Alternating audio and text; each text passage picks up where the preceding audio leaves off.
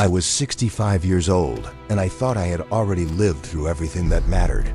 That morning, I was walking the railway tracks like I always did, listening to the gravel shift under my boots and the wind moving through the trees. Nothing felt different until I heard a sound that didn't belong there. It wasn't an animal cry. It was pain. When I stepped closer, I saw her, a massive, injured Bigfoot mother, trapped beside the tracks. She didn't roar. She didn't threaten me. She looked at me the way a desperate parent looks when there is no one else left to ask. I saw the baby lying too close to the rails. In the distance, a train horn sounded. I knew exactly how much time we had, and in that moment, I understood something clearly. If I walked away, 2 lives would end before that train ever reached us. So I stepped forward. Most mornings begin the same way for me. I wake before the sun, pull on my old jacket, and walk the stretch of railway tracks that runs along the edge of the forest. I worked these lines for most of my life, and even in retirement, my feet still remember the path. The tracks are quiet at that hour. Just gravel under my boots, cold air in my lungs, and the sound of distant trees waking up. That silence has become my comfort. It keeps my thoughts steady. It keeps me moving. I know the train schedule better than I know the calendar. I spent decades maintaining these rails.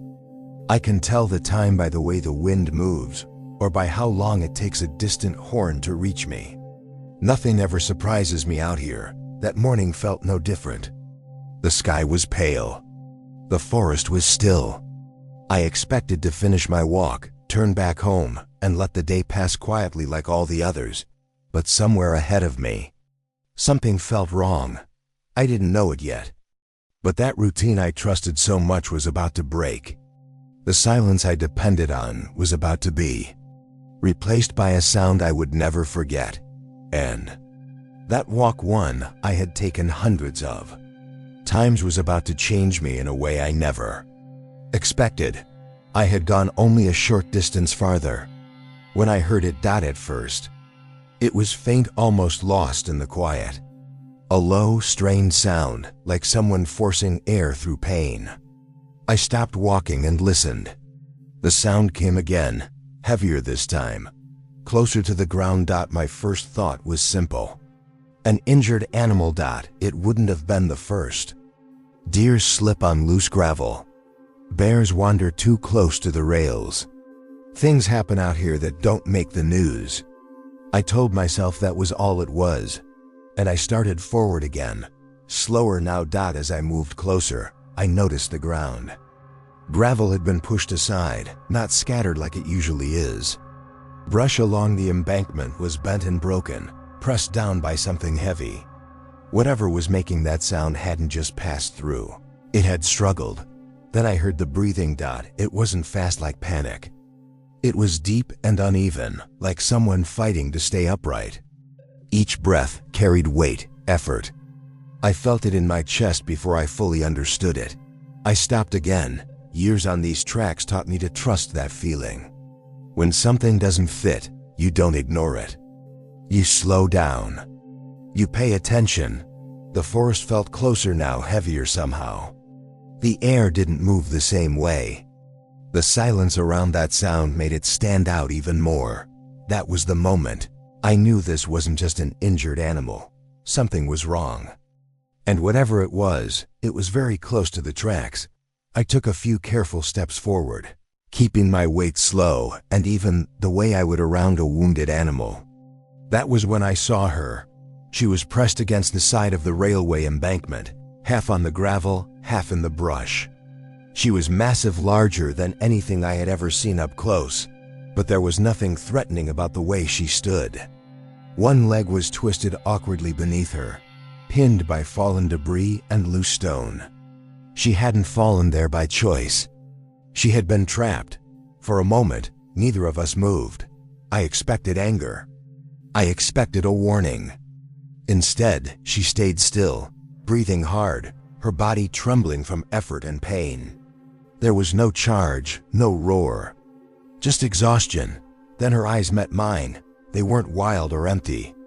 They were tired, focused, and unmistakably desperate. I had seen that look before in people waiting for bad news, in parents who had run out of options. It wasn't fear that filled her face. It was need. She made a low sound, not loud, not aggressive. It was short and strained, like she was calling without strength left in her voice. That sound wasn't meant to scare me away, it was meant to reach me. That was when it settled in my chest. She wasn't protecting territory. She wasn't defending herself. She was asking. I stood there, feeling the weight of the moment press down on me. My heart was pounding, but my feet didn't move backward. Fear was there, no denying that. Any man would feel it. But something else rose up with it, something stronger. Compassion. I understood then that I was being trusted by something that had every reason not to trust me at all. And once you realize that, walking away stops being an option.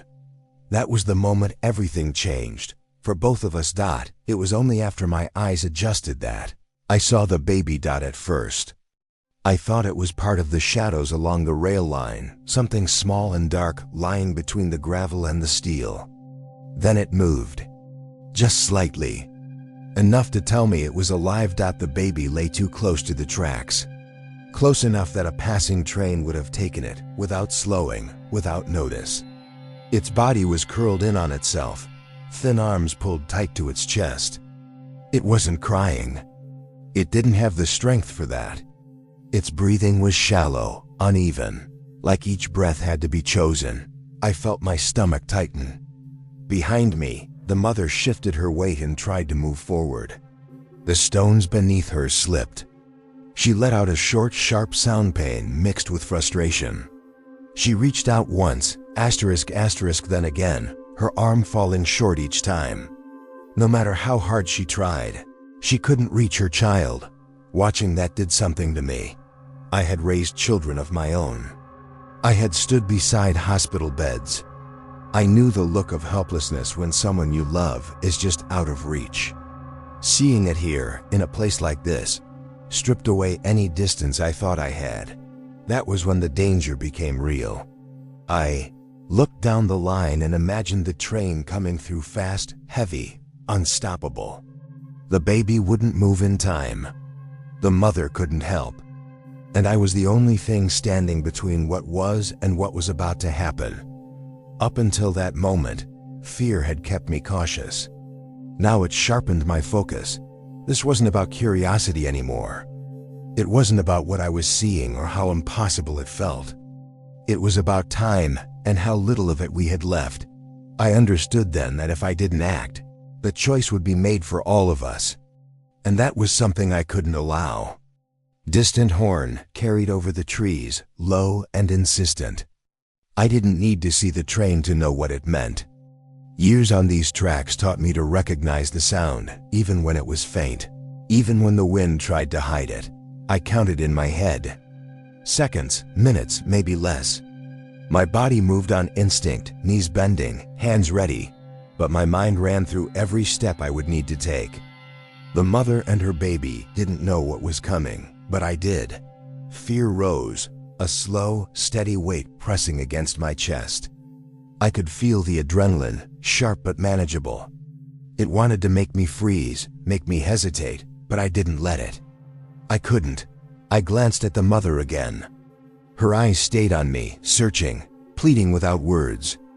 And the baby, so small, so fragile, lay still, entirely unaware of the danger that bore down on us. There wasn't time to panic. Every second counted. I had to act, and I had to act correctly. Or it wouldn't matter how brave we were. I made my choice instantly. Without a single word, I would help them. Every ache in my body, every memory of age and years didn't matter. I stepped closer, carefully, hands out, speaking only in the quiet, soothing tones I hoped would calm the mother. Fear and caution were still there, but compassion was stronger. In that moment, leaving wasn't an option. I knew what I had to do next. And I moved toward the baby first, letting the mother watch.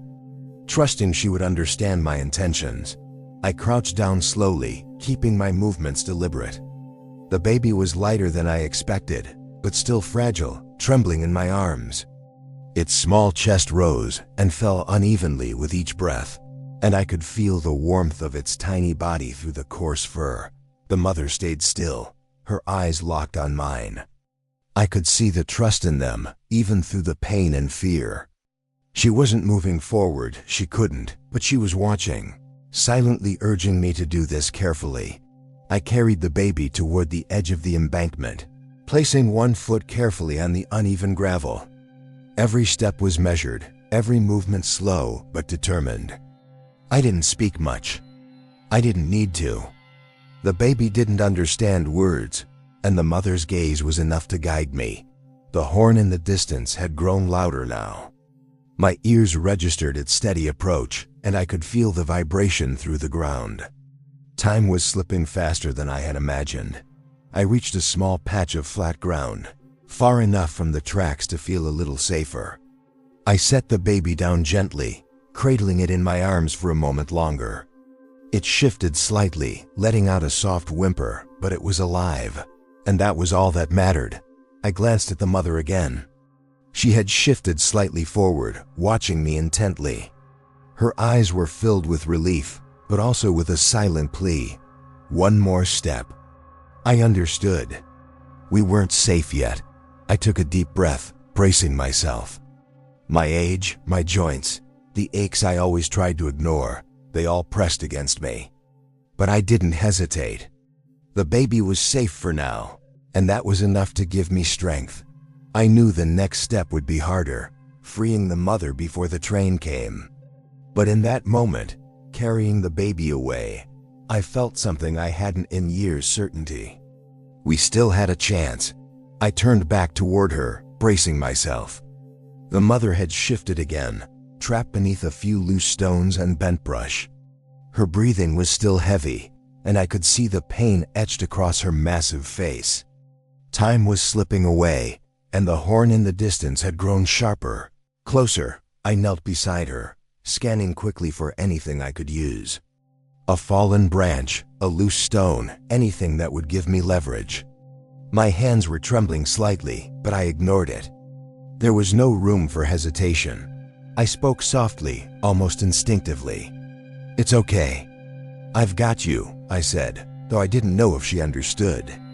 She didn't move her head, but her eyes followed mine, tracking every motion. I could see the trust there, fragile and precious. Using my weight carefully, I shifted the stones pinning her leg, one at a time. Each movement sent pain flickering across her face, and I winced for her. But she stayed still, letting me help. I realized in that moment that she wasn't asking for me to rush. She needed care, patience, and calm. I leaned my shoulder against the heavier brush, pushing it aside with a steady pressure. My arms burned, my knees ached, my back protested, but I ignored it. Every second counted.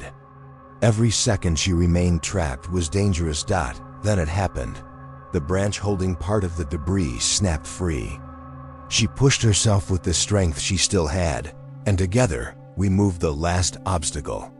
Her leg slipped out, and she collapsed forward onto the earth for a moment. Exhausted but free, I stepped back just as the vibration of the approaching train shook the ground. Its horn was deafening now, closer than I wanted it to be. But she was free. She stretched, testing her weight, and then turned to me. Her eyes met mine once more, intense, grateful, and calm. In that moment, all the fear, all the tension, all the weight of years on my body, it didn't matter. She was safe. The baby was safe. The train thundered past, so close that I felt the rush of wind on my face. And yet, somehow, we had survived it. We had survived together. The train's roar faded, leaving only the soft echo in the trees. Silence returned almost immediately, but it felt different now, heavier, full of the weight of what had just happened. I watched her carefully. The mother shifted forward, moving toward the baby I had carried to safety. Her steps were deliberate, slow, still testing the strength in her injured leg. My heart pounded as I stayed where I was, not wanting to frighten her, but unable to look away. When she reached the baby, she paused, her massive hands hovering over the small form. The baby stirred slightly, sensing her presence, and I felt a small wave of relief wash over me. The mother leaned down, gently nudging the baby into her arms. She cradled it close to her chest, careful and tender, as if she was trying to reassure herself as much as her child could see the moment of recognition pass between them, a silent exchange, pure and unbroken. The baby snuggled closer, letting out a soft, weak whimper, and she responded with a low, calm sound, almost like a sigh. It was not threatening. It was soothing, a sound full of relief and love. Her eyes found mine again. There was no anger, no fear, no challenge, only understanding. I knew she saw me as part of this fragile moment, as someone who had helped, not harmed. For a few long seconds, we simply stared at each other. I didn't move, I didn't speak. Words felt unnecessary. The danger had passed, and all that mattered was the connection I witnessed between them, the quiet, instinctive bond of a mother and her child. Then, with the baby safe in her arms, she stood fully upright. She gave a brief glance my way, acknowledging my presence, and turned toward the forest. The two of them disappeared slowly into the trees, leaving me standing by the tracks, shaken and in awe. I realized then that sometimes, courage isn't about strength. Sometimes it's about showing up when it matters most.